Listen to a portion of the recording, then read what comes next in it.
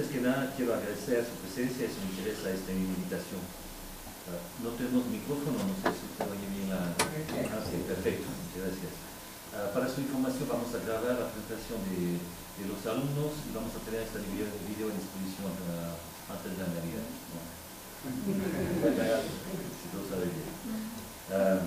El Departamento de Ingeniería Civil tiene el agrado de presentar el trabajo de graduación de los estudiantes del quinto año denominado Guía para la Evaluación del Impacto Ambiental y Construcciones, parte 2.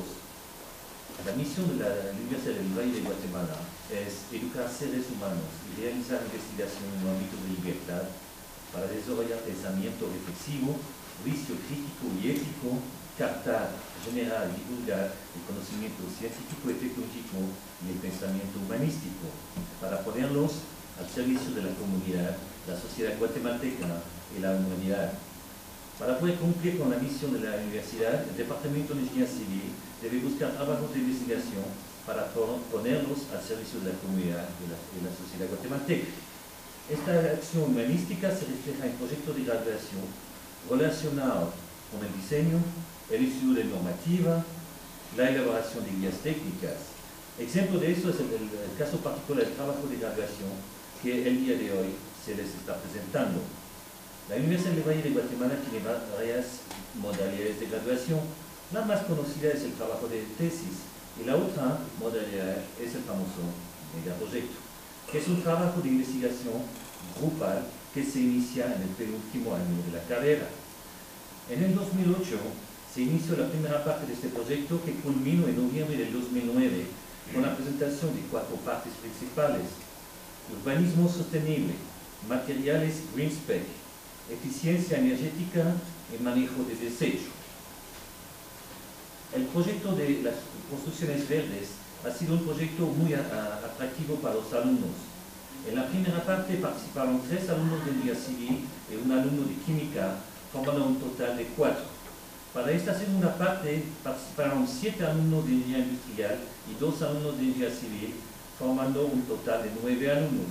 Y para la tercera parte, que se inició en julio del 2011, se inscribieron 16 alumnos de varios departamentos, tales como mecatrónica, ingeniería industrial e ingeniería civil. Este tema es definitivamente un tema de actualidad. Y con el asesor Juan Pablo Blas, que todavía no ha venido, pero está en camino, pensamos ya en preparar la 4ª fase que va a iniciar en la segunda mitad del 2012. Hoy usted va a ver la presentación de varios temas. Quiero mencionar el primer tema, que es sobre la filosofía de construcción sostenible. El segundo tema sobre certificación de procesos de manufactura verde y otros temas relacionados con la generación energética, la eficiencia en la iluminación, sistema de calentamiento de aguas, reutilización de aguas grises, domótica en construcciones verdes y tratamiento de aguas residuales. No me cabe duda que el presente trabajo de los alumnos de licenciatura representa un logro positivo para la sociedad, tiene el mérito de haber sido realizado en este departamento y puede ser retomado y ampliado por otros alumnos interesados en el tema. Ahora invito a los alumnos del quinto año a subir en el podio, alumnos que compartirán con usted su experiencia investigativa en este tema de suma importancia y de actualidad para la mejora de nuestro ambiente. Todos los que estamos aquí poseemos un interés por el tema, por lo que los invito a apreciar y a disfrutar de esta presentación. Muchas gracias.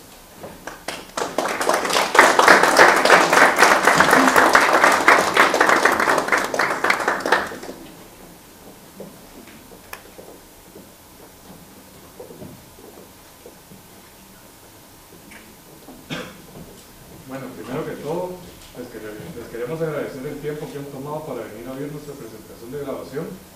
Como dijo el ingeniero Go, nuestro tema es la guía para la evaluación del impacto ambiental en construcciones, parte 2. El grupo que nosotros conformamos está hecho por Andrés Illescas, de Ingeniería Civil. Luego de Ingeniería Industrial está Diego Alejandro Arevalo Celá, Juan Miguel Martínez del Rosal TIC, María Isabel Ramos Bien, Andrés Cepes Marcuch, Álvaro Huer Estrada, Max Estuardo Huera de León, y mi persona, José Alejandro Pinto del CID. Hace aproximadamente año y medio comenzó lo que hoy se convierte en nuestro trabajo de graduación. Queremos agradecerle a Dios, a nuestras familias, a nuestros padres, maestros y todas las personas que hicieron posible esto, pero en especial a este excelente grupo de ingenieros y amigos, del cual estoy muy orgulloso de pertenecer. Antes de comenzar, queríamos hacer un par de preguntas para que el público levante la mano. La primera sería, ¿cuántos de ustedes han tratado de hacer algo por el medio ambiente, como por ejemplo reciclar la basura de su casa? ¿Y cuántos de ustedes hubieran querido hacer algo al respecto de los que no levantaron la mano? La señora de gris. Cuéntenos un poquito de por qué es que usted no hizo algo al respecto, o por qué si tuvo la motivación de hacerlo, el deseo, por qué no ha podido. Me imagino que porque pertenecemos a una generación en la que crecimos sin esta mentalidad, sin esta educación, y que nos ha costado mucho en el camino de la vida ir adquiriendo los hábitos para adaptarnos a un enfrentamiento con la naturaleza.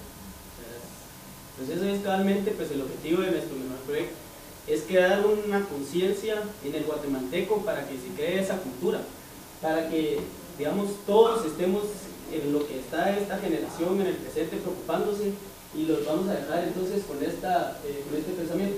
El mundo es un lugar peligroso, no por causa de los que hacen el mal, sino por aquellos que no hacen nada por evitar. Para introducir un poco el megaproyecto, Guatemala produce muchos desechos y se desperdician muchos recursos. Es por eso que en el país deben lograrse edificaciones sostenibles, eficientes e innovadoras.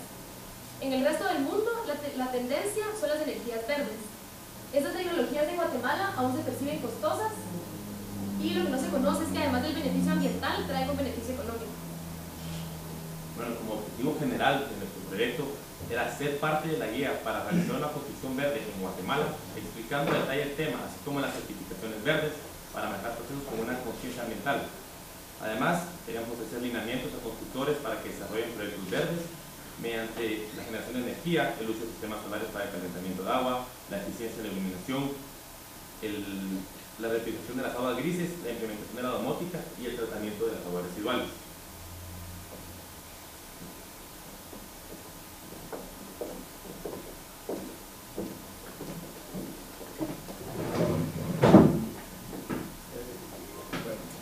Buenas tardes, mi nombre es Andrés Villescas. Yo les voy a introducir un poco el tema del que vamos a hablar generalmente después, que es la filosofía de la construcción sostenible. Entonces, quiero empezar. Nuestro objetivo es crearles la idea de que sí es viable construir casas sostenibles, ecoamigables, y más que vender productos, marcas que sigamos a dar en algún momento, queremos venderles la idea de que son ejemplos reales y actuales, ¿verdad? Esta se llama The Incredible Edible House, que es la increíble casa comestible, que consta de 3 módulos prefabricados y tiene una plantación, o sea, un jardín vertical, digamos, por así decirlo, en donde hay frutos, que pues el objetivo es que la persona cuando se despierte en la mañana los va a cosechar y pues ya los prepara en su casa. Tiene un sistema de recolección de agua pluvial para mantener fresca la casa y abastecer sanitarios y demás, para irrigación, etc. Y la energía es producida por molinos de viento. Bueno, entonces, ¿por qué surge la construcción sostenible? Surge como una respuesta a la emergencia ambiental que está sufriendo nuestro planeta, contaminación, todo eso. El 80% de las personas habitamos en zonas urbanas, lo que implica un consumo de energía cuando nos despertamos, cuando nos bañamos, usamos el calentador, cuando cocinamos, cuando nos transportamos a nuestro lugar de trabajo, en la oficina seguimos consumiendo energía, luz, en las computadoras, etc. Y bueno, también las construcciones son las responsables del 48% de las emisiones de gases de efecto invernadero, casi el doble de lo que produce la industria del transporte, que son 25 y 40% respectivamente. Las construcciones son el principal consumidor de los recursos naturales y energéticos del planeta. Alrededor del 70% de energía producida por plantas energéticas es consumida por los edificios, y entre el 20 y 50% de recursos naturales tienen destino en las construcciones, dependiendo del lugar en el que estén ubicados. Entonces, para reducir todo esto es muy importante el análisis del ciclo de vida de los materiales, que es básicamente analizar un producto no solo en el momento en el que se utiliza en la construcción, sino que desde que se diseña, la energía que va a consumir cuando sea extraída de la cantera, digamos, si es piedra, cal, etc., la energía que se consume cuando se produce, cuando se ensambla, cuando se hace una viga, etc., la energía que consume cuando es instalada en la obra, y también hay que tomar en cuenta en esto los desechos que va a producir este elemento, ¿verdad? Y aquí tenemos más o menos cómo es el desgaste de un material. El ser humano lo usa o abusa o no lo usa, o lo destruye o no le da mantenimiento, y el ambiente también pues, lo contamina, oxida, corroe, lo acaba. Bueno, según el United States Building Council, estos son datos porcentuales que tenemos de lo que representan los edificios en nuestro planeta. Como pueden ver, el 65% de consumo de electricidad, el 30% de consumo de materia prima, 12% del agua potable, son los responsables de producir el 30% de desperdicios, que son aproximadamente 136 millones de toneladas al año. Entonces, pues nos damos cuenta que sí causa un alto impacto ambiental. Los objetivos de la construcción sostenible es minimizar el impacto ambiental, utilizando energías renovables, puras, preservar los recursos naturales para generaciones futuras, por medio de utilización de materiales que sean locales para evitar el gasto en el transporte, materiales reciclados y reciclables, que la obra se adapte a la zona en la que está construida, no solo, o sea, digamos, al terreno, a la topografía, y también si es en una ciudad que esté de acuerdo a la arquitectura de la ciudad, ¿verdad? También implica un bajo costo económico y social, pero el principal objetivo es satisfacer las necesidades de los usuarios sin comprometer el ambiente para las generaciones futuras, ¿verdad? Bueno, la situación que tenemos en nuestro país es que, como mencionaba al principio, pues el guatemalteco de por sí tiene la tendencia de rechazar nuevas ideas, o sea, somos demasiado tradicionalistas. Entonces, cuando se nos propone una nueva idea, o sea, cuesta aceptarla en cualquier, pues en nuestro sistema de vida, para construir, etc. Son parte también de problemas sociales y económicos, y lo que se va a hacer es promover la protección del sector forestal, que más o menos el 60% del suelo de nuestro país tiene vocación forestal, entonces hay que como que cumplir las leyes que se tienen establecidas, y para ello hace aproximadamente un año se creó el Consejo de Construcción Sostenible de Guatemala, que pues ahorita más o menos es como un movimiento que pretende pues lograr los objetivos de implementar todas estas técnicas en la construcción de nuestro país. Bueno, los parámetros de certificación LEED son 6 en los que se basa para calificar una construcción, que es que los sitios sean sustentables, de eficiencia energética en el uso del agua, de energía y la atmósfera de la construcción, los materiales y los recursos que se utilizan, la calidad del ambiente interior de las construcciones y la innovación en el diseño. Entonces voy a traer el ejemplo para que entiendan más específicamente cómo es que funciona el LEED. Entonces, tenemos la captación de energía solar por medio de paneles solares o celdas fotovoltaicas. Tenemos la captación y reutilización de aguas pluviales, que pues sencillamente es un depósito en el techo de las casas que es utilizado luego para irrigación o por medio de gravedad para descargas en los sanitarios, o después de un proceso de filtración puede ser usada en las duchas o para lavar la ropa, los platos, etc. Luego tenemos el control de la climatización, que es otro aspecto muy importante. Y tenemos sistemas como este, que es Low Temperature Heating System, que consiste en una piscina que está ubicada en medio de la casa y consta de tuberías instaladas en el suelo y en las paredes de la casa, y con esto se controla la temperatura pues, que se desee en la casa. Esta casa queda en Holanda, y el único gasto en el que ocurre es que la piscina tiene que estar a 27 grados centígrados, pero se ahorra toda la instalación de un sistema de aire acondicionado, digamos. El emplazamiento correcto también que sirve para captar la mayor cantidad de energía solar, ubicando la casa que perciba la mayor cantidad de luz solar pasiva para mantenerla caliente sin recibir directamente la radiación solar, y la orientación adecuada para el flujo de ventilación dependiendo del lugar donde estén, para que pues, el aire fluya y se mantenga fresca la casa. Este es otro ejemplo, que es ventilación por medio de un ducto de chimenea de aire, que lo que hace es que es una chimenea en donde no se mete leña y se calienta, sino que el aire entra por todas las puertas y ventanas, y por el cambio de presión sube el aire caliente y entonces la casa se mantiene fresca. Tenemos sistemas HVAC, que son los que mencioné, que son Heating, Ventilation and Air Conditioning, que se preocupan por el calentamiento y enfriamiento de los ambientes, por la humidificación, el movimiento del aire, etc. Persianas de alta reflectancia que se mueven automáticamente conforme pega los rayos solares, y ventanas automatizadas que se abren o se cierran dependiendo de las condiciones del interior.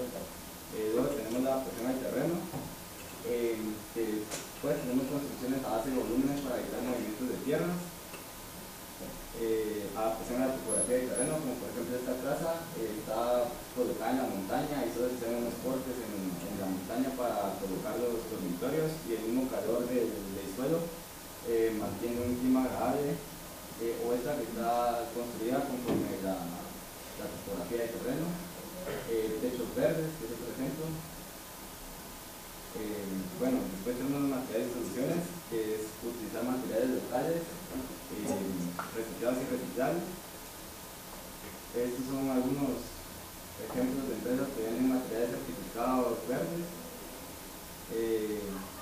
Y también tenemos las adaptaciones a los requerimientos del usuario. Por ejemplo, estas son construcciones que tienen adentro en su interior, están formadas por tabiques que se pueden correr para percibir mayor cantidad de luz durante el día o para adaptarlas a las necesidades. Digamos, la que está en la esquina superior derecha se llama The Work Living House, que pues se corren los tabiques para crear espacios, digamos, en la mañana más amplios para trabajar, y en la noche se cierran para tener más privacidad y los cuartos, etc.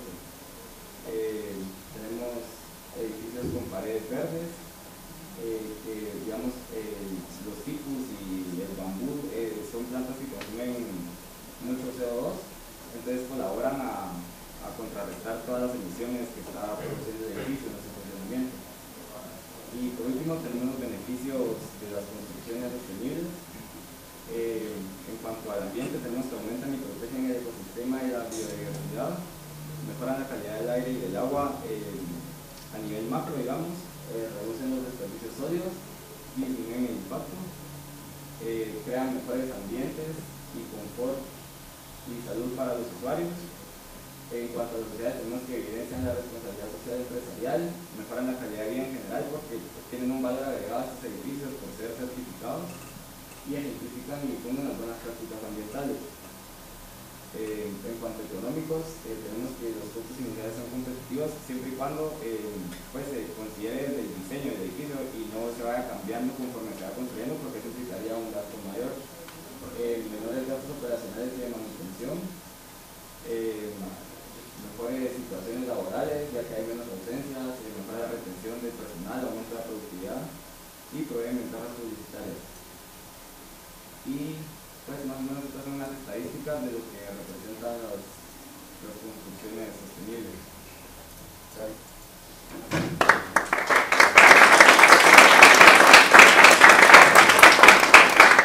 Vamos a continuar con lo que es la certificación de procesos de manufactura verde. Como vimos, la industria de la construcción tiene bastantes impactos negativos, lo que acaban de mencionar, y lo que se va a intentar entonces es reducir este impacto mediante selección de materiales certificados verdes, utilización de energías renovables, el empleo de nuevas tecnologías que hay en el mercado. El objetivo es tomar medidas para convertir estos procesos que podemos ver en las fotos, como es la deforestación o como es la producción del cemento, que son de alto impacto, en procesos de manufactura que puedan ser certificados. Un proceso de manufactura que opta por una certificación inmediatamente reduce los costos porque utiliza sus recursos eficientemente. Además, vamos a asegurar la calidad porque está certificado como tal.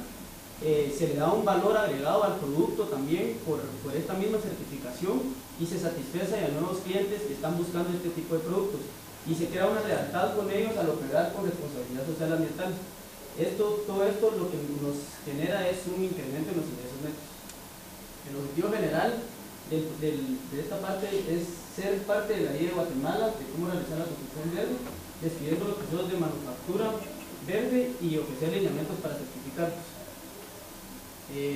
Los objetivos específicos es dar a conocer los lineamientos de diferentes normas como lo son la ISO 14001, Green Guard, Rainforest Alliance Certification, LEED, etc.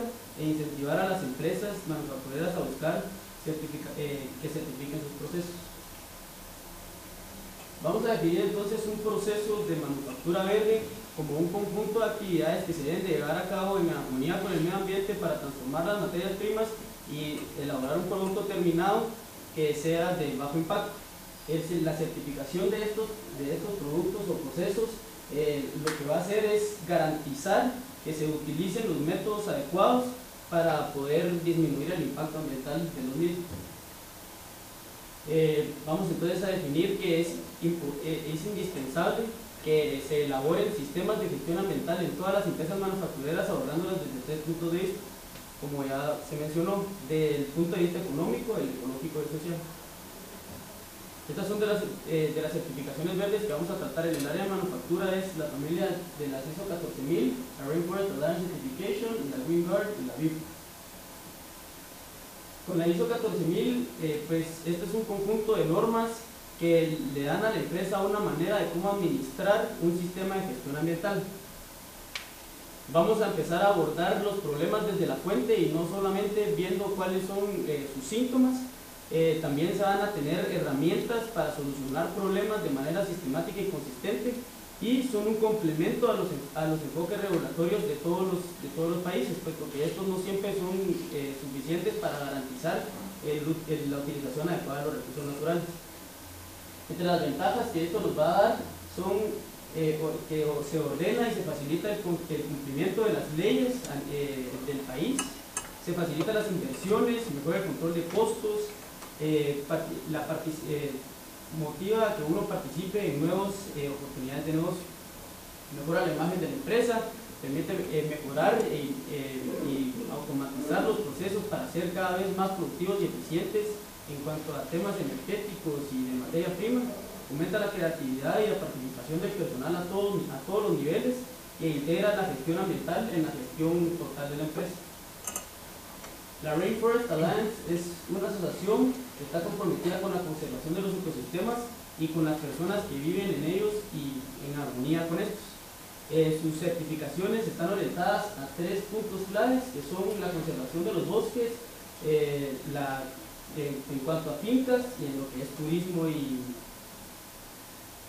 en la parte de lo que es la conservación de los bosques. Tienen un programa que se llama Smartwood, que lo que hace es verificar el origen de la madera. Esto sirve a las empresas que tratan con madera y hacen sus construcciones con esta para asegurarse de que la madera sea legítima.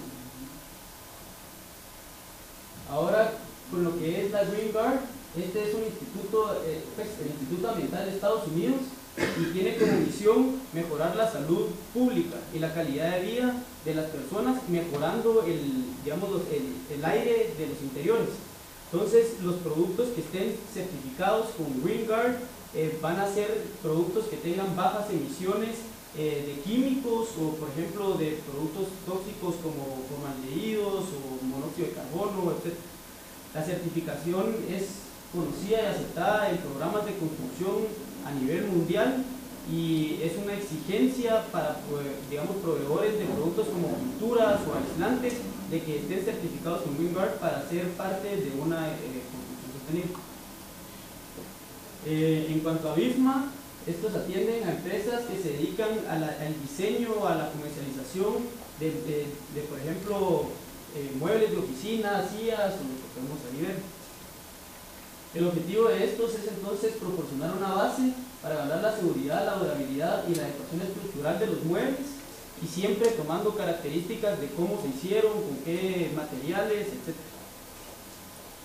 Para que la implementación del sistema de gestión ambiental sea exitosa, lo que vamos a necesitar es que haya un cambio de comportamiento tanto a nivel gerencial como organizacional, pues porque es importante que todos estén involucrados, que se tome en cuenta la cultura organizacional de la empresa, pues es complicado hacer una implementación de si no se toma en cuenta, que estén en constante capacitación todos los empleados para que sepan cuál es su rol en cómo implementar, su rol en la implementación exitosa del mismo, y la adopción de nuevas tecnologías que nos permitan hacer los procesos pues más eficientes.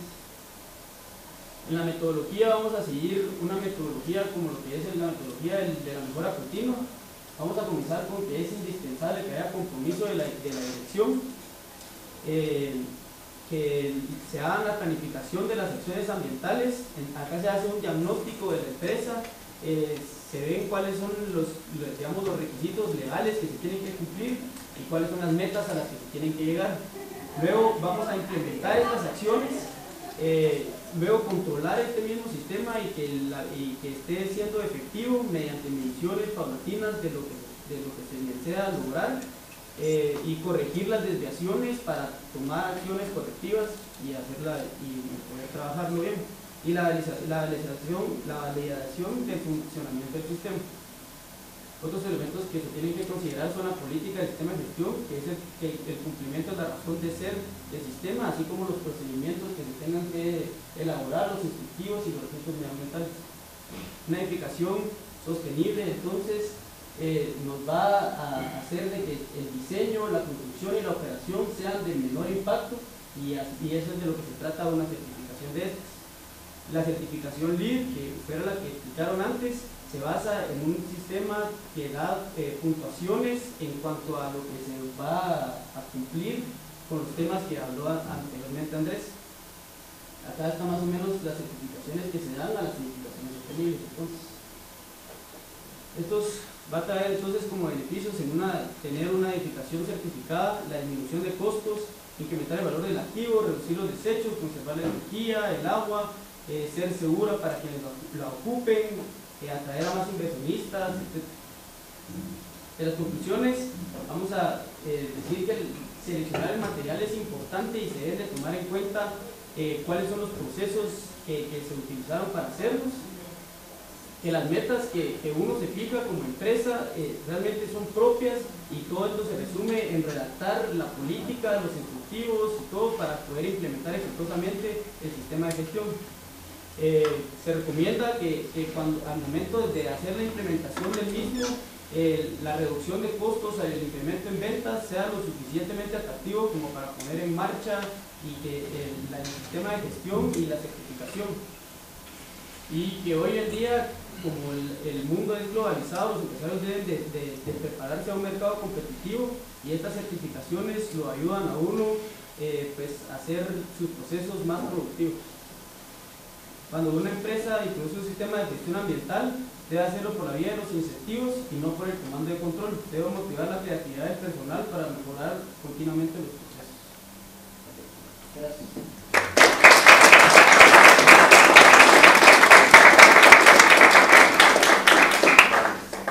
Buenas tardes, mi nombre es Diego Arevalo. Les voy a presentar lo que es el sistema de generación de energía.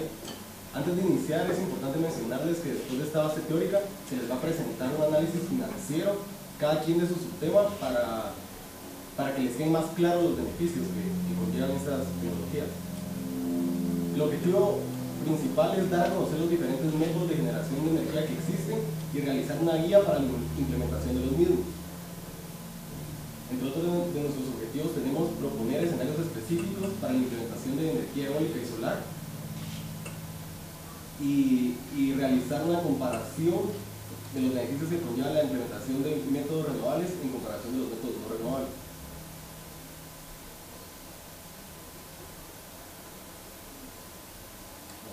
La energía es un recurso indispensable hoy en día y de uso diario.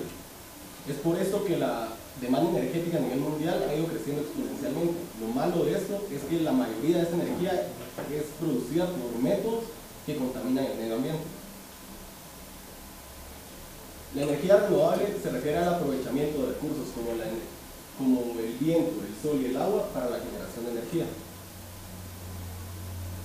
Bueno, ¿alguno de ustedes está familiarizado con el término contador bidireccional? ¿Alguien sabe lo que significa? No. Bueno, simplemente es un contador como el que tenemos todos en nuestros hogares, pero con la diferencia de que ese se camina tanto a favor de las agujas del reloj y en contra de las agujas del reloj. Entonces, los paneles solares y los generadores eólicos se deben conectar a este contador bidireccional que a la vez está conectado a la red pública. Entonces, cuando estos generan energía, el contador se mueve en contra de las manecillas del reloj. Y cuando se consume en el lugar de energía, a favor de las manecillas del reloj. Entonces, al final del mes, ¿verdad? Los kilowatt-hora consumidos menos los kilowatt-hora producidos va a ser el saldo que se plasma en la factura de energía eléctrica.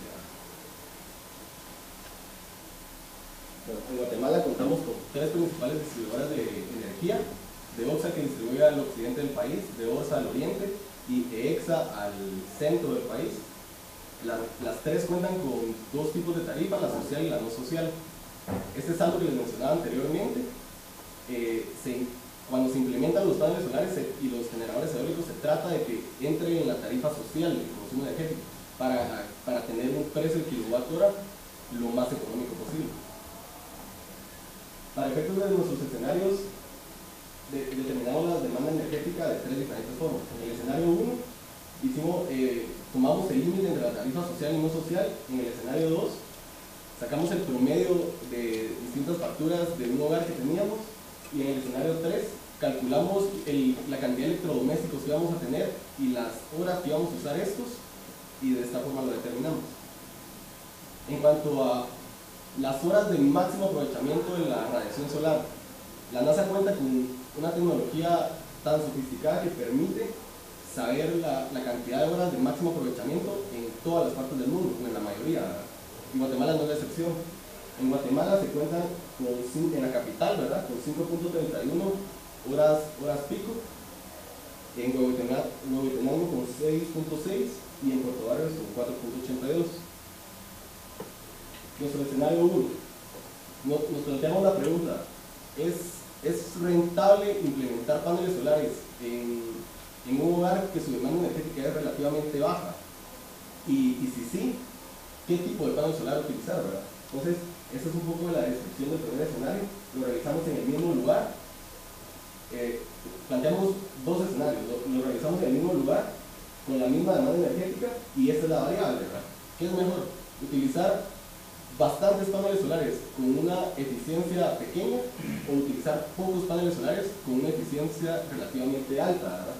Es importante mencionar que entre más alta sea la eficiencia, mucho más caro será, ¿verdad? Entonces, llegamos a estos resultados.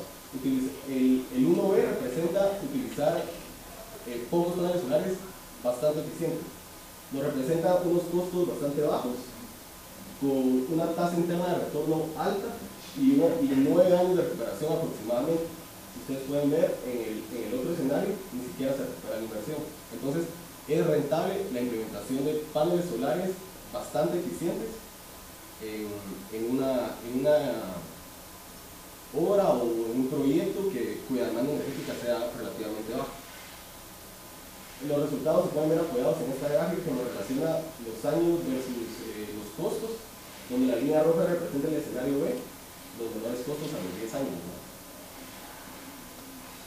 Este es nuestro escenario 2. ¿En dónde invertir?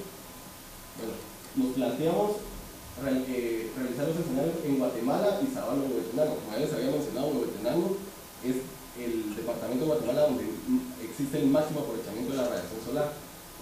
Entonces, la única variable aquí van a ser las horas pico, ¿verdad? Y efectivamente llegamos a la conclusión de la hipótesis que teníamos. El escenario C nos representa un Huehuetenango, que de los 3 nos muestra los costos más reducidos, una mayor tasa interna de retorno, y se recupera la inversión en aproximadamente 8 años. Es importante mencionar que cuando uno invierte en estas tecnologías, el tiempo de recuperación oscila entre 10 y 15 años. Entonces, un escenario que tenga 8 años de recuperación es bastante alentador.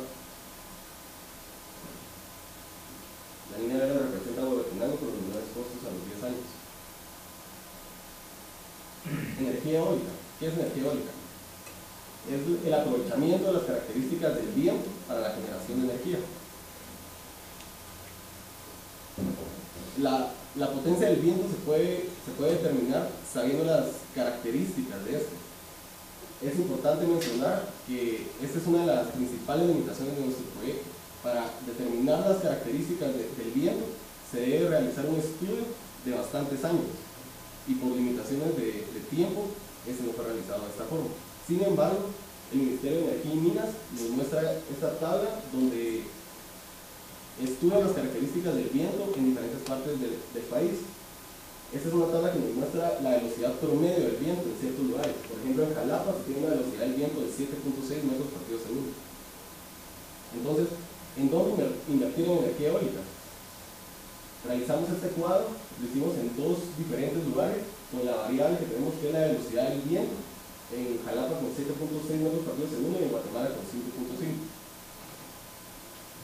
En Jalapa se tienen los costos más pequeños, son 485.000 hectáreas aproximadamente, una tasa interna de retorno del 8% y la inversión se recupera en 9 años. Como pueden ver, la línea roja representa el departamento de Jalapa. Entonces, entre nuestras conclusiones, la energía solar, la eólica y la hidráulica son métodos de generación de energía que se pueden implementar en diferentes proyectos. Los métodos renovables son una forma limpia e inagotable de generar energía. Aquí pueden ver en esta gráfica una de las principales diferencias entre los dos métodos, hablando económicamente, ¿verdad? Los métodos renovables representan una inversión alta, pero los costos fijos van a reducir. Y los métodos no renovables representan una inversión baja, pero va a tener unos costos fijos altos toda la vida, ¿verdad? La rentabilidad de un proyecto de energía solar depende de varios factores, entre los que podemos mencionar. Esa es una de las recomendaciones que tenemos.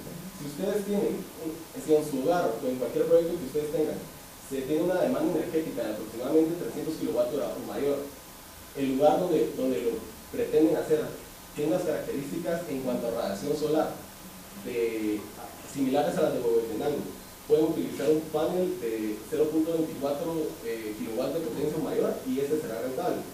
Al igual, en la tercera línea, si la demanda energética es más grande, 1200 kWh o mayor, y las características son similares a las de Huehuetenango y Guatemala, con un panel de 0.23 kWh su escenario va a ser rentable. En cuanto a energía eólica, si ustedes tienen una demanda energética de aproximadamente 2000 kWh o mayor, y las características del viento en el lugar donde la pretenden hacer son similares a las de Jalapa, su escenario va a ser rentable. Gracias.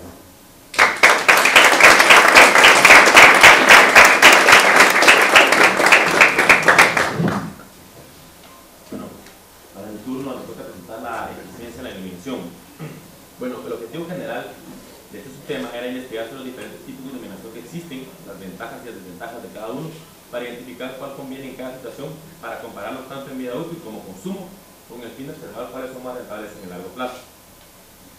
Como objetivo específico se tenía recopilar información de los mercados locales acerca de costos de bombillas con los diferentes tipos de iluminación, se tomó en consideración la bombilla incandescente, la bombilla CFL y la LED.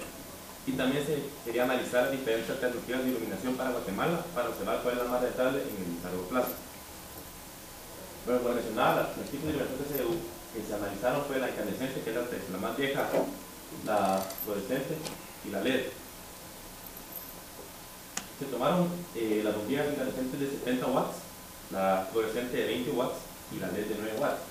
Esto porque al hacer un estudio de campo se observó que tienen una cantidad de luces similar, y las que más nos importan en este estudio son la que actualmente se conoce en el mercado como ahora, que es la Compact Fluorescent Lamp o CFL, y la LED, que es la nueva tecnología. Bueno, la iluminación incandescente, ¿qué ventajas tiene? Es muy barata y de muy fácil acceso, se puede conseguir básicamente en cualquier lugar. Otra ventaja que tiene es que las personas, o como mencionábamos, la cultura en Guatemala es optar por lo que es económico inmediatamente, no en el largo plazo. Sin embargo, ¿qué desventajas tiene? Tiene un alto consumo energético. Ustedes no sé si han estado con una bombilla incandescente cuando están trabajando y uno siente que se les da de calor. Tiene mucha pérdida de energía en forma de calor. Además, tiene poca eficiencia en relación voltaje con los lúmenes que produce y una vida útil relativamente corta, aproximadamente 1000 horas. Bueno, como decía, la otra es la iluminación fluorescente. Esta es una modificación de los tubos como que tenemos acá. Tiene bombillas similares a las incandescentes, con la diferencia que no disipan tanto calor al ambiente y que tienen bajo consumo. Las ventajas: el tiempo de vida de estas bombillas oscila entre aproximadamente 8.000 horas a 10.000 horas. Genera un 80% menos calor que las bombillas incandescentes. Tiene un flujo luminoso mayor en comparación con las luces incandescentes, y pues también está en amplia variedad de colores, de bases, de potencias y de tonos de color blanco. Sin embargo, ¿qué desventajas tiene? O tiene mercurio.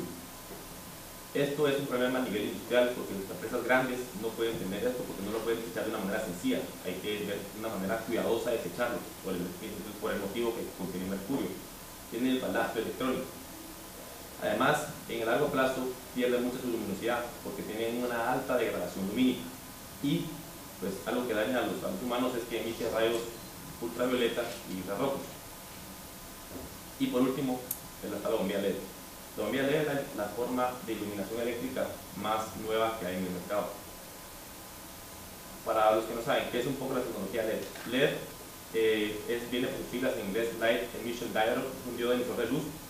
Es una tecnología que se ha utilizado hace aproximadamente unos 20 años en indicadores, y pues actualmente en los países más desarrollados se está empezando a utilizar ya en ámbitos residenciales como industriales, y en Guatemala se está a la vanguardia. ¿Por qué digo que está a la vanguardia? Porque se está comenzando a utilizar. Como les decía, es complicado comenzar a meter este tipo de iluminación en Guatemala por la cultura que tenemos en nuestro país.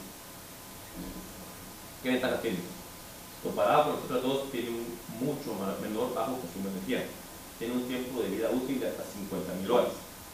Es amigable con el ambiente, y pues en comparación con las fluorescentes hay una ausencia de rayos infrarrojos y ultravioleta. Sin embargo, ¿qué es la desventaja que tiene? Estas bombillas son caras, entonces hay que hacer una inversión elevada inicial. Bueno, entonces es un poco de los análisis financieros que hicieron. Se desarrollaron 3 escenarios. Cada uno son 3 diferentes residencias, cada una con diferentes cantidades de salidas de iluminación. Entonces, ¿qué herramientas financieras usaron? Se utilizó el valor presente neto, el análisis técnico incremental y el valor presente neto acumulado para ver los desembolsos que se tenían en los años evaluados, que fueron 10. Una tasa mínima atractiva de retorno del 5% y una inflación del 0%. En el escenario 1, es una residencia de 56 metros cuadrados. Tiene 10 salidas de iluminación, y pues el tubo que en promedio se utiliza entre cocina, en los cuartos y todo, unas 36 horas al día de iluminación. Lo podemos observar en el plazo evaluado, en la que hay menos desembolsos, el valor menos negativo es para la iluminación LED. Y si comparamos las tasas internas de retorno de la LED comparada con las demás, se observa que contra la incandescente es del 95%, con las fluorescentes del 16%. Además, se ve que entre el año 6 y 7 ya los gastos empiezan a ser menores.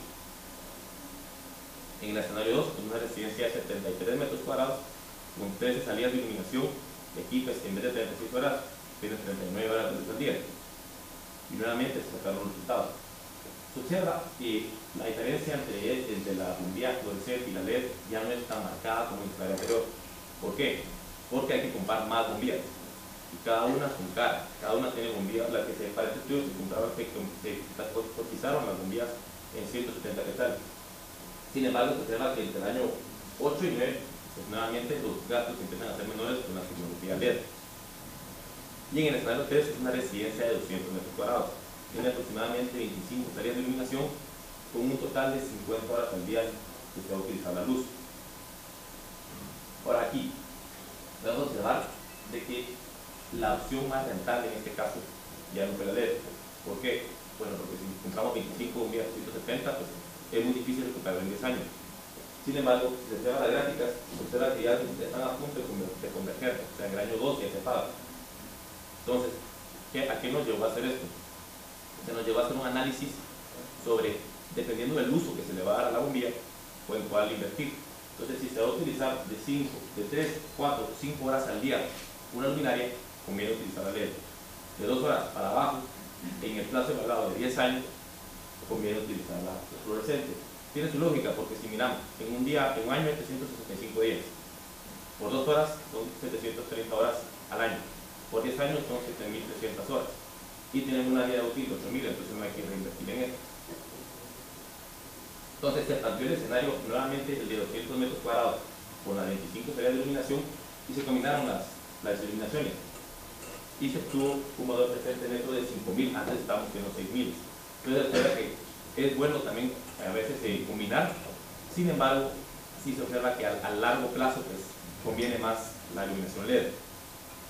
Conclusión: los sistemas de iluminación incandescentes tienen la ventaja que son muy económicos y fácil de acceso. Sin embargo, no son muy eficientes, pues pierden mucha energía en forma de calor y tienen un alto consumo energético. La iluminación LED puede reducir el consumo de energía desde un 50% hasta un 95%, dependiendo de con qué alternativas se esté comparando. A medida del mayor número de luminarias, es mayor la inversión en las luminarias LED. Sin embargo, son inversiones que se tienen que realizar a largo plazo y que también hay que tomar conciencia de que se está haciendo amigable con el medio ambiente. Como recomendaciones, si los consumos de las bombillas son de 3 horas o más, pues como les enseñé, se conviene utilizar las luces LED. Pues, en el plazo evaluado se observó que 10 años y con unas temas de 5 pues, son las más rentables. Y también en lugares industriales, como en el caso de las maquilas, tienen un alto consumo de luces de más de 5, 6, 7 horas, es recomendable que se utilice la iluminación LED.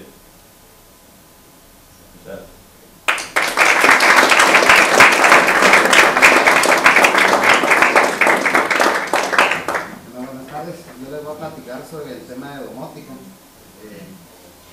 Como objetivos específicos de mi parte del proyecto, ya voy a conocer la domótica y hablar un poco sobre las tendencias en países que están un poco más desarrollados en este tema.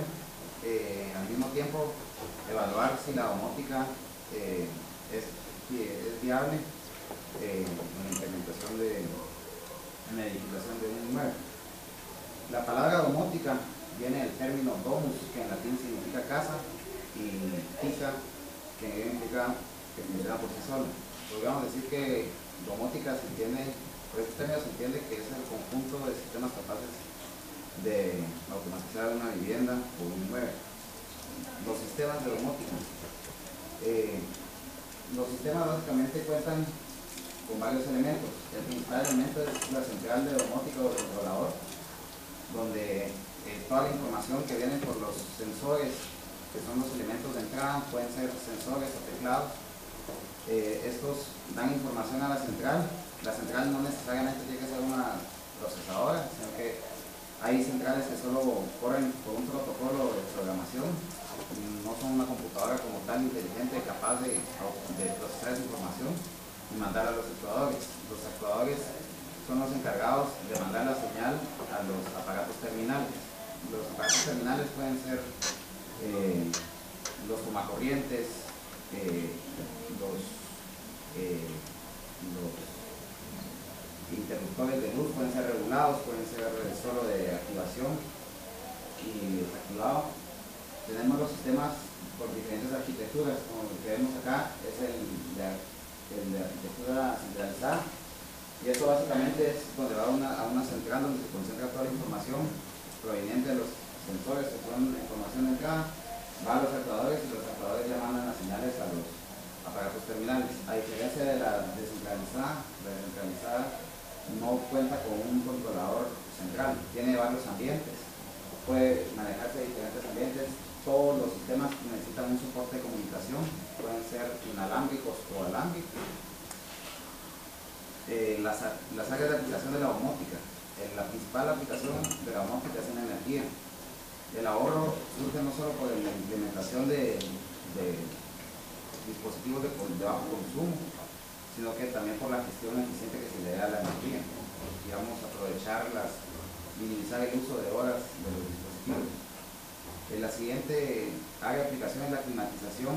Ahí es donde uno habla no solo de la temperatura en el ambiente, sino la cantidad de lúmenes que se requieren. Digamos, en una maquila se necesita cierta cantidad de luz para que los empleados ergonómicamente puedan trabajar bien. También lo más importante cuando se habla de climatización es la zonificación para que los ambientes se puedan manejar de forma más eficiente. Con esto se logran también en las climatización, existen modalidades. Por ejemplo, existen los sistemas ya traen un paquete incluido que se llama Green Mode, donde tratan de aprovechar lo mejor posible los recursos naturales. Por ejemplo, parte de la domótica hay, en los actuadores hay motores eléctricos que abren ventanas de forma automática para que ustedes desean cierto nivel de temperatura y lo logren a través del flujo del aire. Entonces se logran abrir automáticamente y sin necesidad de que alguien active el funcionamiento. Las comunicaciones, básicamente uno logra manejar todo el sistema de una casa a través de la domótica. Pueden manejar los sistemas de comunicación de interruptores a través de las bocinas, pueden uno transmitir la voz. En cuanto a seguridad, los sistemas de alarmas que integran la domótica, hay sistemas para controlar fugas de gas, hay para presencia no deseada, en el tema de seguridad también hay un aspecto muy importante que se llama la simulación. Uno puede simular presencia, si uno por ejemplo está de viaje, uno puede simular encendiendo luces, activando sonidos, el riego, todo ese tipo de cosas.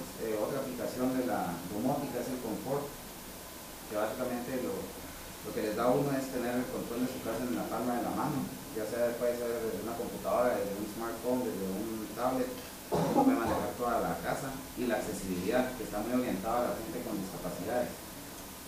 La accesibilidad hace más énfasis también en controlar a la gente adulta que no tienen acceso a manejar, a apagarse, a prender luces y todo ese tipo de cosas. Entonces ahí es donde hace énfasis la domótica. Tenemos estudios que se evaluaron en esta parte del proyecto, y el primero es de un ingeniero especialista, el director del Instituto de Edificios Inteligentes de Argentina, donde se llama Bernardo Derreus, y él dice en sus estudios que se puede lograr obtener entre un 1 y 1.5% de ahorro anual en mantenimientos cuando si se instala en una edificación la domótica versus uno que no tenga. Aparte de que se puede llegar a ahorrar un 17.5% total de ahorros en energía. En el otro estudio avance es de una empresa alemana que se dedica a la comercialización de esos productos, y ellos decían que se logra obtener un 25% de ahorros del consumo energético con este tipo de sistemas. Nosotros más adelante vamos a mostrar los resultados que obtenemos que está similar a los rangos de esos estudios. Al mismo tiempo, había una encuesta de una empresa española. Todo esto se basó en información de países más adelantados que nosotros en esta área, y hay preferencia mucho por la gente de sistemas centralizados, que son como los que eran anteriormente, donde siempre hay una computadora o un lugar donde se consigue la información, y hay otro que también ellos se enfocan más en consumir, el mercado europeo compra más en dispositivos de bajo consumo que en sistemas como para ahorrar en su factura energética. Entonces empezamos por el escenario. Aquí proponemos un escenario que cuenta con 10 iluminación tipo A, 10 bombillas incandescentes o ojos de buey que son regulables. Entonces, parte del escenario incluía inversión de interruptores que fueran regulados para poder regular la cantidad de luz que se emite. La iluminación tipo B sean bombillas ahorradoras o LED, que eran para ahorrar. Estos solo funcionan con interruptores regulados, no regulados, que solo son de activación y desactivación. Y así nos fuimos con los diferentes electrodomésticos que pueden haber en una casa y cada accesorio que implicaba cada uno. Tenemos sensores de presencia y sensores de temperatura. Aquí proponíamos un escenario convencional donde no se usaba domótica, y lo que hicimos fue plantear por hora cuánto se consume en base a qué dispositivos están activos. Por ejemplo, ven que el refrigerador está prendido, el aire acondicionado solo por las noches, a partir de las 9 de la noche. Y lo que se pretendía era simular el consumo de un hogar convencional para compararlo como sería usando la información de los estudios. Se compara contra este otro escenario que es con domótica, y ahí ya vemos cómo van cambiando el total de watts por hora. Si se dan cuenta, de 3.575 a la medianoche bajamos a 2.600 solo con la gestión energética de la climatización. Entonces, al final de cuentas tenemos el resumen con un escenario convencional se logra tener unos 29.000 quetzales más o menos de power de la factura de energía. Con un sistema de domótica llegamos a 22.000. El ahorro anual sería de 6.000. Entonces, la inversión era de 23.000 quetzales más o menos, era un sistema muy básico, no era todo un sistema inalámbrico, no implicaba construcción ni nada. Y vemos que a finales del año 5, casi años del principio 6, al principio del año 6, se logra recuperar la inversión. Con un análisis de valor presente neto se utilizó una tasa mínima efectiva de retorno del 5%, que esa es la tasa que pagan los bancos en una inversión a plazo fijo más o menos. Y aquí está el flujo de valor presente neto y vemos cómo del año 6 cambian los valores. Significa que a partir del año 6 los ahorros que ustedes están recibiendo por utilizar automatizar su casa ya no es para pagar su inversión inicial, sino que ya son ahorros puros. Como resultado tuvimos una tasa interna de retorno del 16%, es bastante más alta que la tasa mínima efectiva de retorno. Y como conclusiones tenemos que en un escenario de 10 años conviene más la domótica para la construcción, y el ahorro en el valor presente neto es de 14.000. O sea, si ahorita tuviéramos que pagar eso, el consumo de energía eléctrica en este escenario sería más barato por 14.000 quetzales pagar por domótica. Y pues la tasa interna de retorno nos indica que es más conveniente y es más rentable invertir en este tipo de sistemas que meter el dinero al banco. Muchas gracias.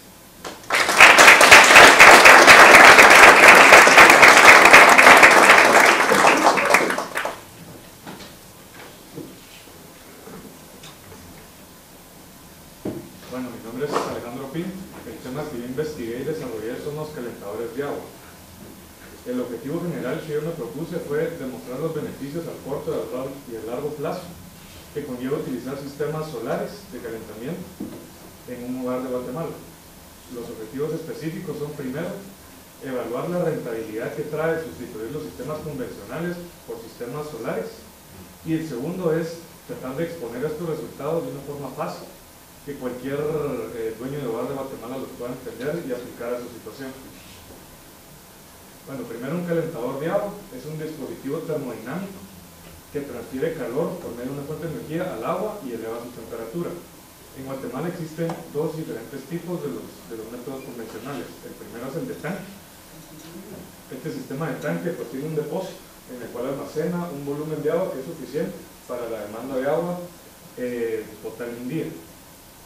Estos sistemas se usan cada vez menos por la razón que tienen que estar calentando todo ese volumen de agua durante todo el día. Actualmente se pueden programar para que funcionen solo ciertos intervalos de tiempo al día, pero aún así sus costos de operación son mucho más altos.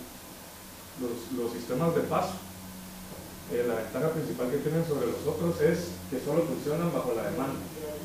El método que funciona es que al abrir la llave, ya sea de una regadera, de un lavamanos o de una lavadora de platos, por ejemplo, comienza a entrar un flujo de agua, el sensor lo detecta, se enciende el intercambiador de calor, que en esta imagen es de gas, pero puede ser eléctrico, se calienta y va al punto de demanda, y en el momento que se cierra la llave, pues el sistema termina de funcionar, y esto pues genera muchos ahorros.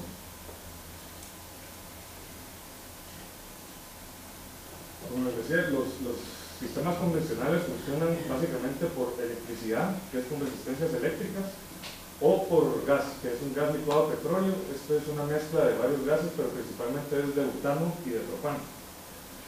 El sistema renovable o el amigable con el ambiente que se investigó es el de radiación solar.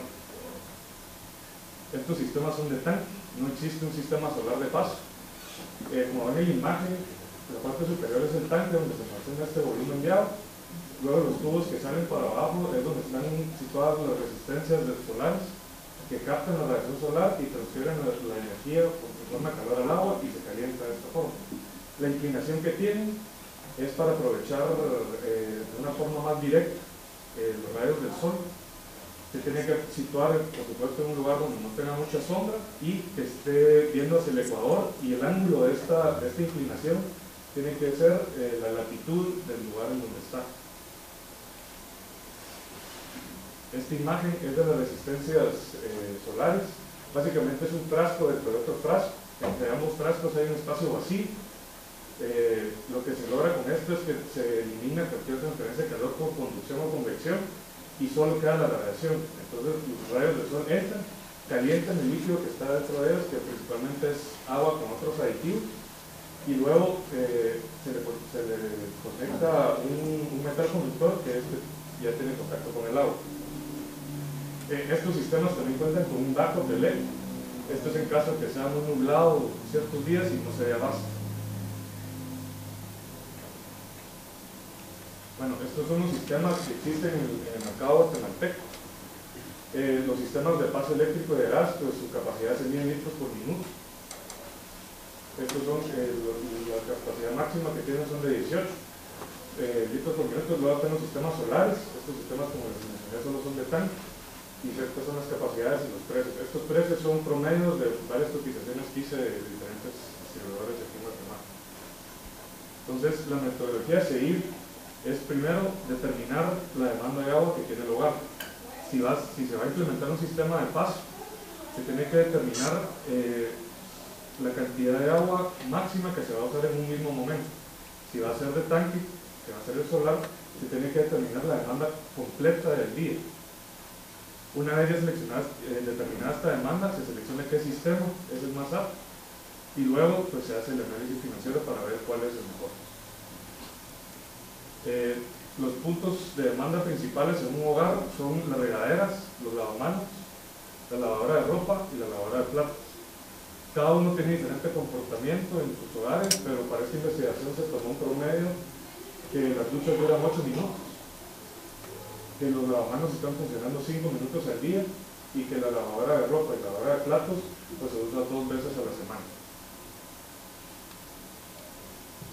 Para el análisis financiero se utilizaron las herramientas de flujo de efectivo, con el cual se sacó el valor presente neto de 10 años, el flujo incremental para poder comparar las dos mejores opciones. Luego se analizó en qué año se recupera la inversión, un análisis de sensibilidad de temas, y las consideraciones fue la tasa mínima efectiva de retorno del 5%, que es la tasa pasiva que ofrecen los bancos, y una inflación de 0, ya que este modo es el peor caso, o el caso más pesimista desde el punto de vista del sistema solar. Estos son los 3 escenarios que se analizaron.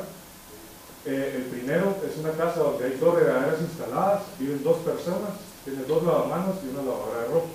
El segundo escenario son 3 regaderas instaladas, viven 4 personas, 4 lavamanos, una lavadora de ropa y una lavadora de platos. Y el tercer y último escenario son 6 regaderas instaladas, 6 personas, 6 lavamanos, una lavadora de ropa y una lavadora de platos. Entonces, en el escenario 1, con la metodología que les enseñé anteriormente, se determinan los 2 valores. La demanda máxima de litros al día, que en el escenario 1 va a ser de 142 litros, y la demanda máxima en un momento, que va a ser de 12 litros por minuto, que va a ser cuando las 2 personas se estén bañando en la mañana. Entonces, con estos valores ya podemos elegir qué sistema es el que logra suplir esa demanda de agua caliente. Al comparar los tres diferentes sistemas, eléctrico, gas licuado, petróleo y el solar, pues obtienen estos resultados. En el valor presente neto vemos que el eléctrico es el más caro, el gas licuado petróleo está en medio, pero de los sistemas convencionales es el mejor, y el solar pues, representa un ahorro, un costo menor a los 10 años. Esta tabla de abajo es el valor presente neto en cada año, y podemos ver que la inversión se pagaría en el 6º año. Luego en el escenario 2, que eran las 4 duchas, 4 personas, un lavamanos y una lavadora de ropa, la demanda máxima al día va a ser de 284 litros de agua, y la demanda máxima en un momento en el día es de 18 litros por minuto. Nuevamente se eligen los sistemas con las capacidades adecuadas y se realizó el mismo análisis. Vemos nuevamente que el eléctrico es el que más costo representa en los 10 años, y que el solar pues el solar representa un costo mucho menor. En este caso dura más el pagarse, se paga hasta el año 7 comparándolo con el sistema de gas. En el último escenario, que era la casa más grande, que donde vivían 6 personas, la demanda máxima al día era de 406 litros de agua, y y la demanda máxima por minuto era de 36 litros de agua caliente. Nuevamente se realizó el mismo escenario, el mismo análisis, y vemos otra vez que el solar sí representa un ahorro considerable y el eléctrico vuelve a ser el más caro.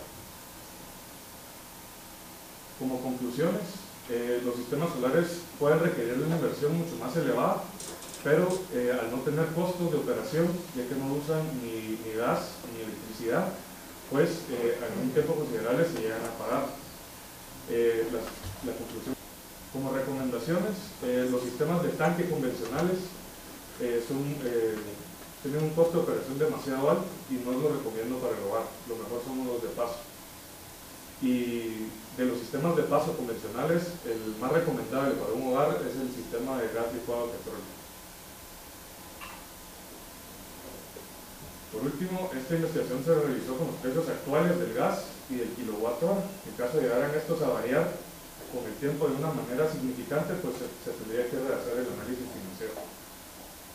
Muchas gracias.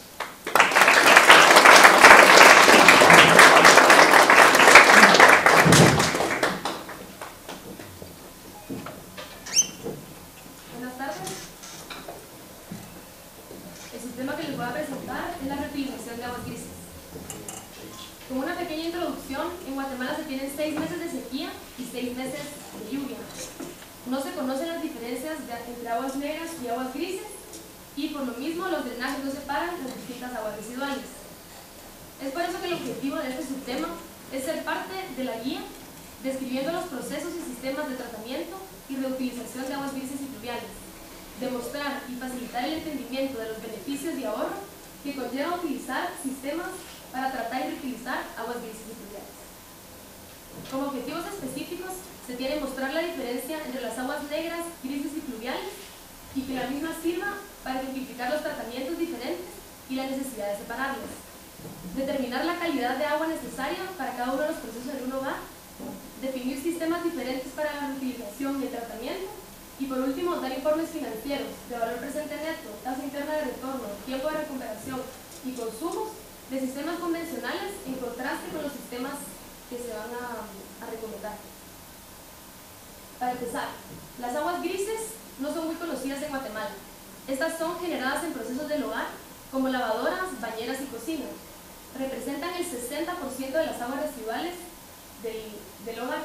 Estas no contienen la bacteria E. coli, lo cual la diferencia de las aguas negras, y tienen muchos elementos minerales y químicos, por lo cual se descomponen rápido y tienen una alta demanda biológica de oxígeno. Las aguas pluviales son las que resultan de las precipitaciones y se obtienen sin costo, tienen baja salinidad y son ricas en gases. La contaminación de aguas grises es básicamente dada por detergentes, productos de limpieza, shampoos y acondicionadores, jabones, pinturas, disolventes, insecticidas, aerosoles y polvo, entre otros. Esto sumado al fósforo, potasio, clorados y nitrógeno, que es lo que causa la contaminación secundaria. El agua es un recurso escaso y, como nos podemos dar cuenta en esta gráfica, se está utilizando agua potable para procesos en los cuales no es necesaria, como por ejemplo el lavado de autos, o el riego de césped, o el inodoro, entre otros. La calidad de agua necesaria para procesos se ejemplifica en esta gráfica. Haciendo un resumen, podemos dar cuenta que el 56% del agua potable puede ser sustituida por el agua gris, es decir, que podemos tener un ahorro considerable.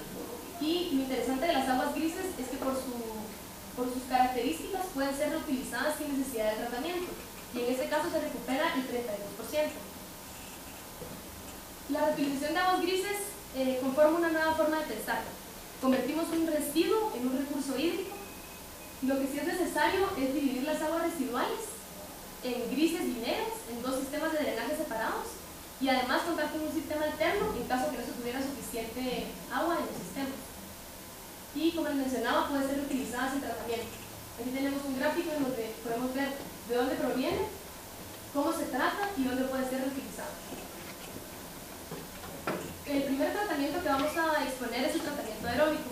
Este consta con un filtro aeróbico que elimina partículas y fibras y una bomba que regresa al sistema el agua purificada.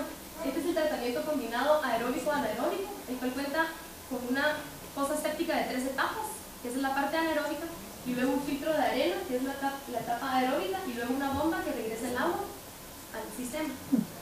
Están los filtros jardineros, los cuales tienen una trampa de arena y luego un jardín impermeable, el cual tiene una plantación y las plantas se nutren de los detergentes de las mismas aguas grises.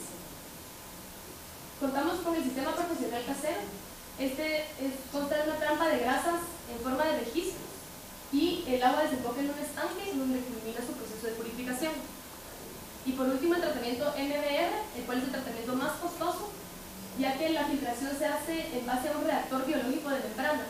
Y la filtración ocurre en varias etapas. La primera es la clarificación, después el tratamiento aeróbico, luego la filtración por la membrana y por último el almacenamiento y la bomba que regresa el agua al sistema. El agua resultante de estos tratamientos es agua libre de grasas y de jabones. Es suficiente para lavar ropa, lavar platos, limpiar la casa, regar y utilizar en los inodoros. Aquí podemos ver un ejemplo del agua gris inicial y cómo sale el agua gris de los tratamientos. Las aguas fluviales son aguas que tienen características bastante similares en calidad a las aguas grises, por lo que también se analiza parte de las aguas fluviales.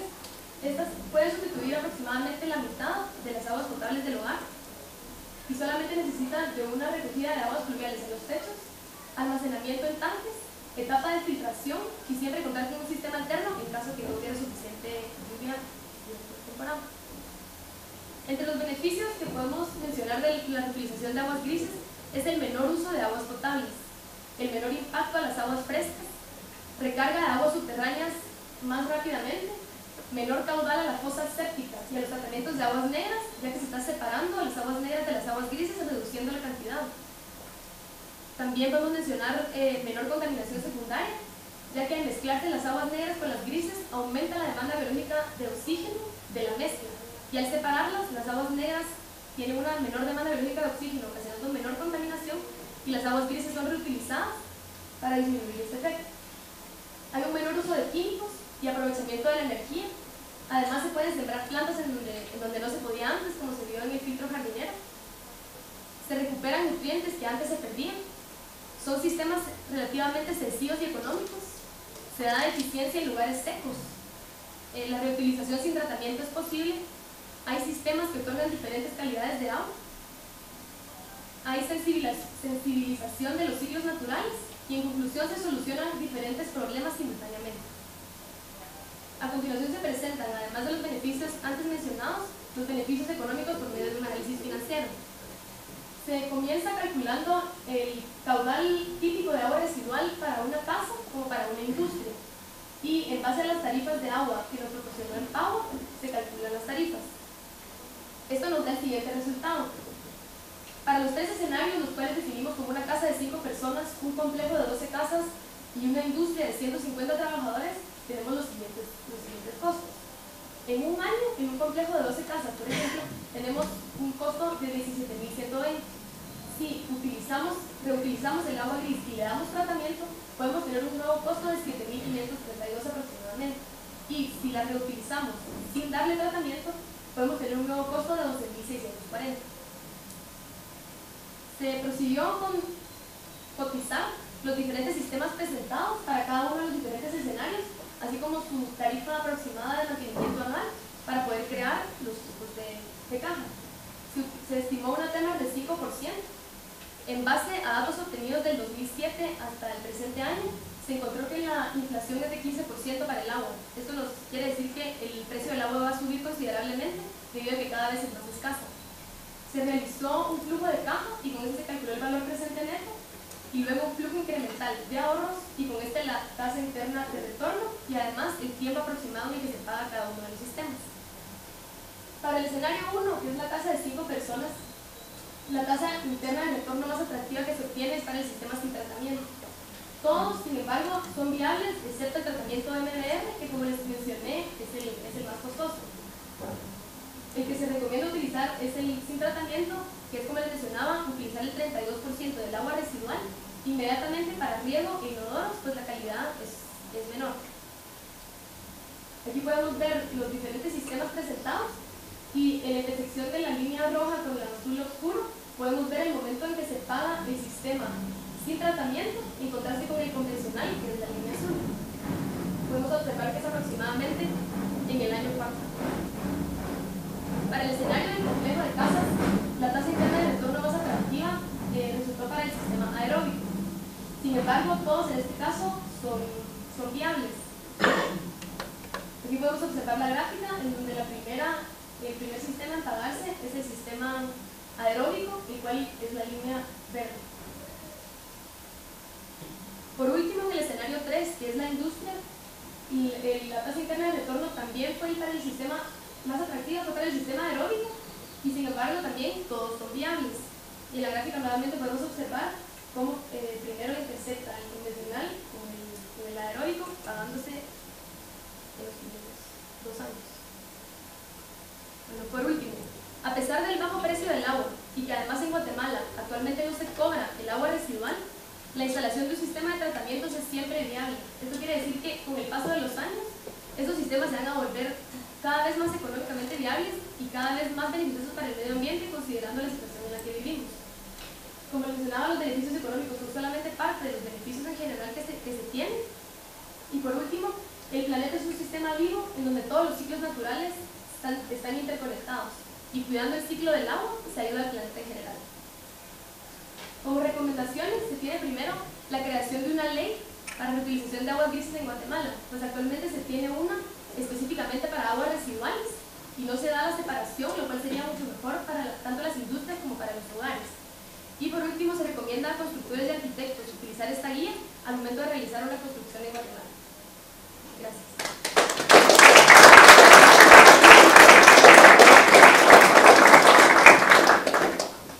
Bueno, antes de iniciar, mi tema es el tratamiento de aguas residuales. Me gustaría saber cuántos de ustedes utilizan un método de tratamiento que no sea una fosa séptica. Por eso podría decir que más o menos todos. Como objetivo general de mi subtema se tenía investigar los diferentes tipos de tratamientos de aguas residuales y demostrar a las personas que existen otros métodos para tratar el agua que tienen una mejora en el ámbito financiero y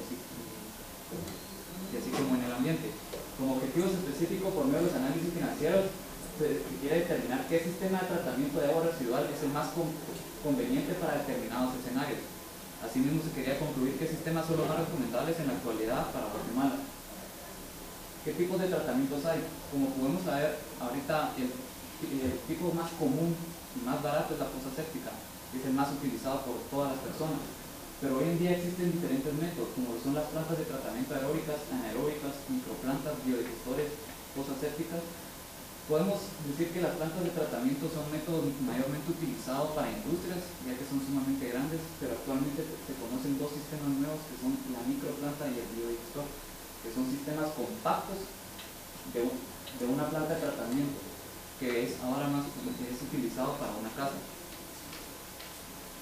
Esta es una planta de tratamiento aeróbica. Como podemos ver, una aeróbica tiene un ciclo aeróbico, por eso se refiere a que utiliza oxígeno. Ahí podemos ver un soplador, que esto le da en la zona de aireación, da oxigenación a la hora que se está degradando los desechos, para luego entrar a la zona de lodos y con esto entrar a un clorador para luego depositar las aguas claras. En cambio, en un método de anaeróbico no se utiliza oxígeno. En esto solo se utilizan microorganismos que se encargan de deshacer los desechos. En el digestor es donde se lleva a cabo este proceso, que luego crea un gas metano, que muchas veces puede ser reutilizado en estufas, o incluso en Estados Unidos se está viendo la forma de utilizarlo como gas, para incluso han llegado hasta utilizarlo en carros. Esto ya es porque son países más desarrollados. Lo que sucede con la planta de tratamiento anaeróbica es que es mayormente utilizada en las afueras de la ciudad, ya que se desea aprovechar este gas metano para poder usarlo en las estufas de las poblaciones. Luego está el biodigestor, que es un nuevo método de tratamiento que actualmente solo se conoce un proveedor en Guatemala. Este método es una planta, se podría decir que es una planta de tratamiento anaeróbica compacta, ya que utiliza el método de tratamiento anaeróbico por medio del filtro de la canasta, que debería utilizar unas rosetas donde los microorganismos crecen. Los microorganismos luego están encargados de digerir todos los desechos para luego entrar en la... Bueno, ahí tiene que haber hay un tubo donde entra todo el agua ya limpia y sale. Para la microplanta, que podemos ver a continuación, es una planta de tratamiento aeróbica, donde se puede observar arriba la bomba de oxígeno. Este método también solo se conoce un proveedor, es el sistema más caro actualmente, por eso no es muy utilizado, pero el sistema funciona que primero los lodos llegan a caer en el primer tanque, luego pasan al segundo donde se utiliza el oxígeno para degradarlos, y en el tercero está el clorinador para luego sacar el agua limpia. Por último está la fosa séptica, que ya todo el mundo creo que la conoce. Es un método donde solo el agua entra, los lodos se quedan abajo y ya el agua luego sale, se puede desechar por medio de las redes alcantarilladas, o también se puede pedir un servicio para que se recoja. En los análisis financieros, bueno, se elaboraron 3 escenarios con diferentes consumos de agua. Estos escenarios fueron los siguientes: una casa de 5 personas, un complejo de casa con 12 casas, en el cual son 60 personas, y una industria de 150 personas. Las herramientas y condiciones del análisis fueron que se utilizó el valor presente neto, un análisis de flujo incremental, y las condiciones generales que se utilizó una tasa mínima atractiva de retorno del 5% y una inflación del 15%. Para el escenario 1, en el cual es la casa de 5 personas, son más o menos 473.625 litros anuales. El costo del agua en quetzales es 2.95, ya que entra en el rango de 20 a 40 metros cúbicos mensuales. Y como podemos observar luego de llevar a cabo el análisis financiero, en el valor presente neto podemos ver que al conectarse en una red municipal es un costo más o menos de 25.000 quetzales. Un biodigestor, que es un método más eficiente, aproximadamente del 80%, es de 23.000 quetzales. Esto se debe a que un biodigestor tiene una eficiencia aproximada del 80%, cuando, como había explicado mi compañera anteriormente, las aguas negras contienen bacterias como la E. coli. Entonces, a la hora de reutilizar el agua, porque estos métodos nuevos que logran filtrar el agua siempre van a contener bacterias. Entonces, lo que sucede es que el agua solo puede ser utilizada ya sea para jardines o para luego utilizarlos en inodoros. Esto representa el 35%. Entonces, al biodigestor y lo que es la microplanta, la planta de tratamiento aeróbica y la anaeróbica, a la hora de reutilizarla, se da un ahorro, y esto es lo que aquí se puede representar anteriormente. Lo que sucede con la microplanta, que podemos ver que tiene un valor presente neto más caro incluso que conectarse a la red municipal, es que es un método totalmente nuevo y el costo es sumamente alto.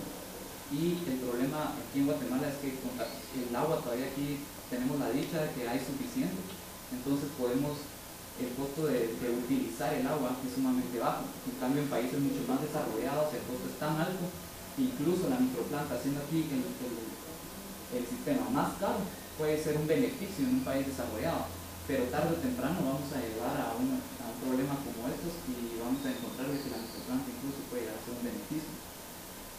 Aquí abajo podemos observar que en el año aproximadamente 7 el biodigestor, que es un método sumamente eficiente y con un costo relativamente bajo, se recupera al 7º año. Luego en el escenario 2, que es un complejo de 12 casas, al igual que en una casa, entra entre el rango de 20 a 40 metros cúbicos, ya que cada casa tiene su propio contador de agua. Entonces cada casa entra en este rango, entonces el costo siempre sigue siendo 2.95. Observando luego el análisis financiero, podemos al igual observar que el biodigestor sigue siendo el método más barato, que tiene una tasa interna de retorno más alta que los demás sistemas. Y como podemos ver, en la fosa séptica tiene un valor de non. Eso quiere decir que este sistema nunca se recupera. ¿A qué se debe esto? A que la fosa séptica es un sistema que cuando uno lo conecta no produce ninguna reutilización del agua, entonces solo tiene costo. Entonces cada año uno va gastando en mantenimiento, el agua se va desechando, entonces nunca va a tener una recuperación económica. Esto se debe que por eso es que sale la palabra norma a la hora de elaborar el análisis financiero cuantitativo. Luego la microplanta sigue saliendo bastante cara debido a su propio costo.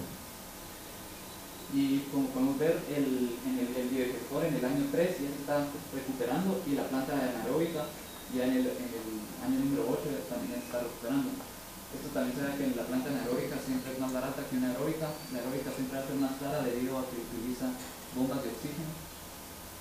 Para el escenario 3, que es una industria de 150 personas, el costo de agua en quetzales ya es mayor, porque es un contador de agua. Entonces esto quiere decir que son aproximadamente de 120 metros cúbicos de agua en adelante. Entonces este es el precio más alto.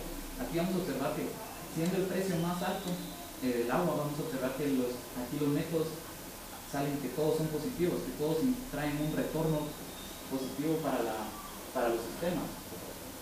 Es lo que podíamos ver anteriormente, que el precio en Guatemala del agua es tan barato que en las casas que hay ciertos sistemas que no son rentables.